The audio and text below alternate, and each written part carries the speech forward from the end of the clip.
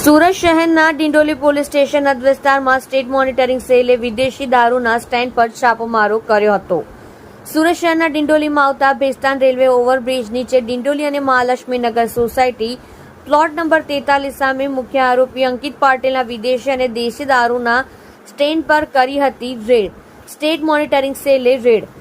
State monitoring સેલના police inspector Shri CH પનારાની આગેવાનીમાં કરી હતી ડિંડોલી વિસ્તારમાં વિદેશી દારૂના સ્ટેન્ડ પર રેડ.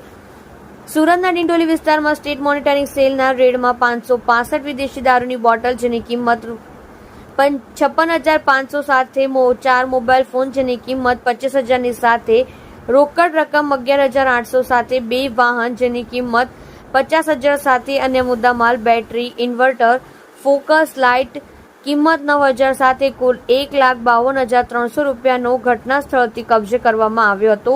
જેમાં સ્ટેટ મોનિટરિંગ સેલના રેડ દરમિયાન વિદેશી દારૂના સ્ટેન્ડ ઘટના સ્થળ પરથી 4 આરોપીઓ પકડી પાડવામાં આવ્યા હતા. જેમાં વિદેશી દારૂનું સ્ટેન્ડ ચલાવનાર મુખ્ય આરોપી અંકેશ ઉર્ફે અંકિત દિનકર પાટીલ સરનામું ઉધના સુરત, મુકેશ જગન વાનખેડે સરનામું ઉધના સુરત શહેર, પ્રીતમ રામાયણ નગર, રામનારાયણ શર્મા સરનામું ઉધના સુરત શહેર ભાગીદાર વિજય રમેશ પાટીલ સરનામું ડિંડોલી સુરત શહેરને પકડી પાડી રતન ખત્રી નામક મકાન માલિકને વોન્ટેડ જાહેર કરી સુરતના ડિંડોલી પોલીસ સ્ટેશન ખાતે આરોપીઓને સોંપી ક્વોલિટી કેસ કરવામાં આવેલ છે.